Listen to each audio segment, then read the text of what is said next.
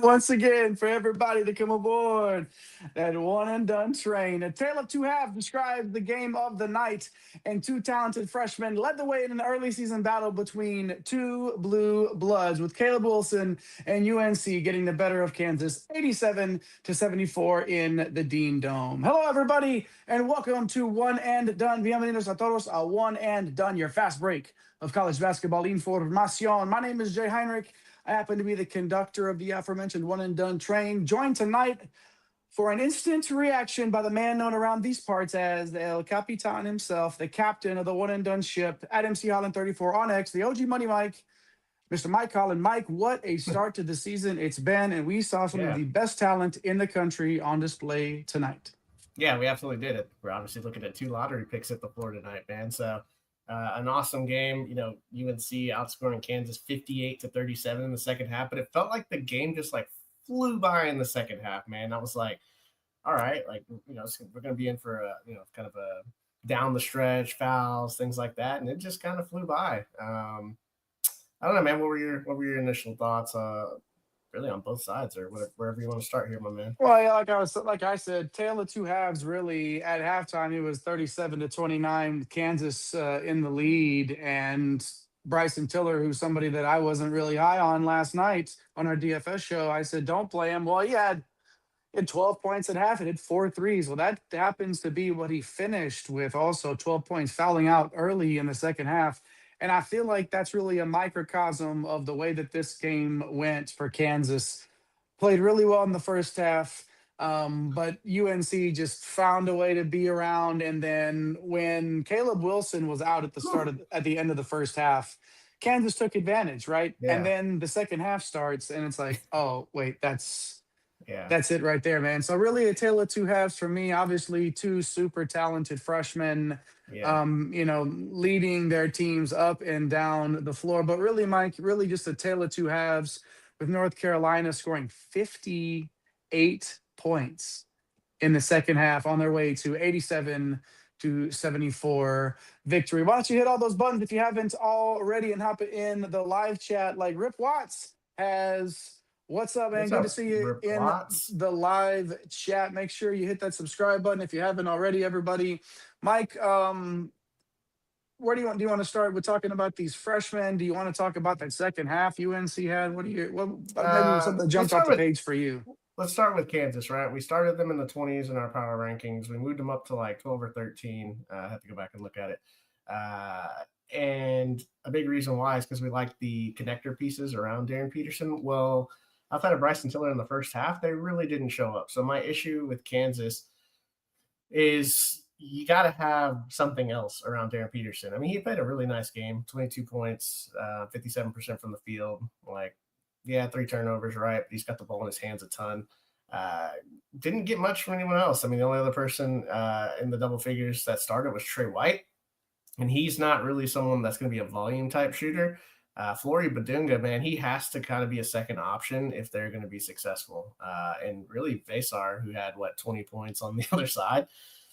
I mean, he kind of, I mean, I don't want to say dominated him, but like, it Well, is what it is, right? Like, let me ask you Badunga, about Badunga though, man, because 8.7 boards. He only shot the ball nine times. Is that somebody that they have yeah. to just look to get the ball a little bit more? Yeah, they have to, man, because Kyle Rosario, he's just a floor spacer. Melvin Council, I took his under on points today. It was like 13 and a half. He finished with 6, 2 of 11 from the floor. He's just never really going to be a secondary option. So I thought Jaden Dawson would be a bigger piece of this team. He's just kind of coming off the bench. I mean, he had 3 in 10 minutes, but yeah, I mean, so here's the deal, right? Like North Carolina out rebounded the Kansas 39-27, and when you look at the offensive rebounds, 16 of them. So I'm looking at the defensive rebounding for Kansas, and Floyd Badingo only had 4. Rosario, 0 defensive rebounds. Council, 1 defensive rebound. Trey White, 1 defensive rebound. Darren Peterson had 3. Like, from your front line to get 5 defensive rebounds, that's not going to be good enough. So, Badinga, typically a guy that's going to flirt with the double-double. 36 minutes, man, he's going to put up some monster lines. Yeah. Trey White's got to be a little bit stronger on the glass. Yeah, I mean, that just can't happen. And look at all the rebounds on the other side. It was kind of spread out, man. All the bigs got into it. Seth Trimble's a big guard. They got in there for 8 boards today. I don't love that they only shot 8 of 27 for 3. I think that's going to be an Achilles heel for North Carolina. You look at, Kyan Evans, 2 for 7, Seth Trimble, 0 for 5. That's like your starting backcourt right there, shooting 2 for 12 at home. So I'm a little nervous about that going forward, but I mean, it's a heavyweight fight, right? Like, Yeah. they got it done inside. Henry Vasar, big reason why. Caleb Wilson in the mid range, man, 9 of 12 from the field, 4 steals on the defensive end. Like, he's just an absolute pro. He's just got more help around him, man. Vasar, Trimble, and it's just like, what is if Darren Peters not being a superstar and going for 30, and no one else is going to run with them for 14 to 15? It's going to be hard for Kansas when they play quality opponents. I'm looking at North Carolina's bench stats tonight, and they're not that great. Almost everything came from their starters outside of Stevenson, who only had 3 points in 23 minutes. Like, you look, it's Wilson, Vasar, Evans had 12. You mentioned Trimble had 17. Like, in the long run, is North Carolina going to have to depend a little bit more on their bench? Like, because Yeah. Bogovac had 0 points in the first half, I believe. Like, Yeah. that's not going to, and that was the reason why they only had 29 probably to begin with. Lack of contributions there. He's the only Yeah. player that didn't start that had double-digit minutes. But do you expect North Carolina to have to depend a little bit more on their bench moving forward, or is it just going to be like they're going to play their stars, and if Yeah. everybody's healthy, like those are the guys that are going to be the big contributors? Yeah, I think eventually we'll see Jaren Stevens move to the bench, and then we'll see Luka Bogovac move into the starting lineup. He's working his way back from injury. 19 minutes in this one. I mean, he actually looked pretty solid, man. So I expect him to kind of start at the 3. They'll have Stevenson come off the bench. I don't mind what I saw from Zayden High in the couple of minutes that he was out there.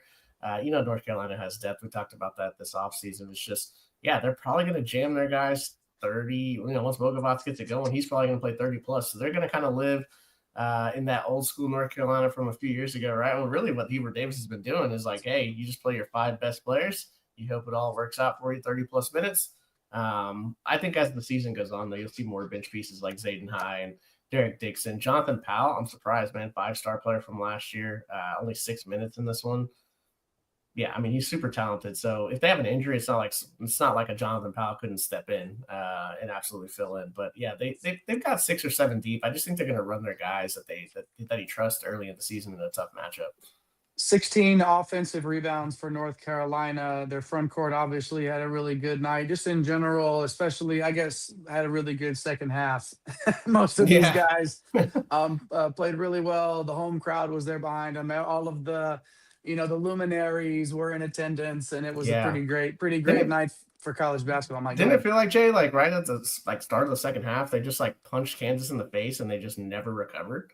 Because you flip it on, it's like, oh, the crowd's like going, and then all of a sudden it felt like the momentum, they just never punched back, and it just kind of took off from there. So I mean, you can't give up 60 points in the second half. They started the second half. North Carolina did on a 23-9 run, and that was it. Yeah, like that was it. It got close one more time, but then UNC just figured out a way to push away. One of the things that stood out to me, Mike, on the broadcast before we get out of here, I wanted to mention, like, Kansas looked really, really poor in the transition game. Yeah. Couldn't get back, made baskets, missed baskets. It didn't really matter. There were like 4 or 5 goaltends where it just felt like they were just a step behind. And on a team like North Carolina with as much depth as they can keep running at those talented guys, that's something for me long term that I'm going to want to see if Kansas can improve on that transition game. Anything else stand out to you before we sort of get out of here, man? So I want to see Kansas run with Bryson Tiller at the 4, bring Council off the bench as an energy player, and because with Peterson at the 1, Rosario at the 2, and move Trey White down to the 3 because Trey White can shoot threes. So when you get Bryson Tiller out there, that'll give a 4-man to space the floor for Badunga. That'll kind of open up the floor for him. I just think that's probably, they got to find somebody off the bench, like whether or not it's Marco Jackson. They got to have a guard that can come into the game when Darren Peterson's resting and like give a little bit of offensive life, man. Like, it's just one of those things where, I mean, but Jaden Dawson 1 assist, Marco Jackson 1 assist. Council had 7, but that's because he's a pass. Like, he's not looking to shoot, and when he has to shoot, like, that's just not his game. He's kind of an all-around kid that came in from St. Bonaventure. So it's either Darren Peterson creating, but Dinga's getting trapped when they're trying to get him the ball. You got to have. So I think the thing to look at is Bryson Tiller entering the starting lineup. Maybe they slide Trey White down. That might be pretty interesting moving forward. We'll see if they do that, man. But overall, like it's the second game of the year, right? Like these teams are going to look so much different. So Isaac hopping in the chat asking, is Kansas a paper tiger? Like, is this one of those things where right now this feels like a really impressive victory for North Carolina, but maybe later in the season? Because I mean, we weren't as high on maybe, Kansas. We weren't as high on Kansas here in the preseason, maybe as some. yeah, I don't, but this, again, one game early in the season, super talented yeah, guys on the court, man. Any thoughts to that, or is it just yeah. just one of those early in the season things? We'll have to see a little more data, man. Like that's we're gonna have to see next 5, 6, 7 games. To kind of determine whether they're going to be soft, man. But that's a great comment, Isaac, because we weren't that high. We saw Peterson in the exhibition kind of go crazy. We'll see what they are, man.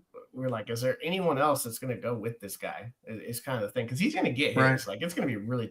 You're either going to have to pick 2 guys and try to stop him, or just have one of the best defenders in the country on your team to try and stop him. But he's going to make other people better. So it's just like, can someone else go with them? Whereas Wilson has Basar, he has Trimble, who's been around for 4 years. You know what I mean? Like there's just more secondary options on North Carolina. Well, Kansas has Texas A&M, Corpus Christi, and Princeton before traveling on the road to Duke.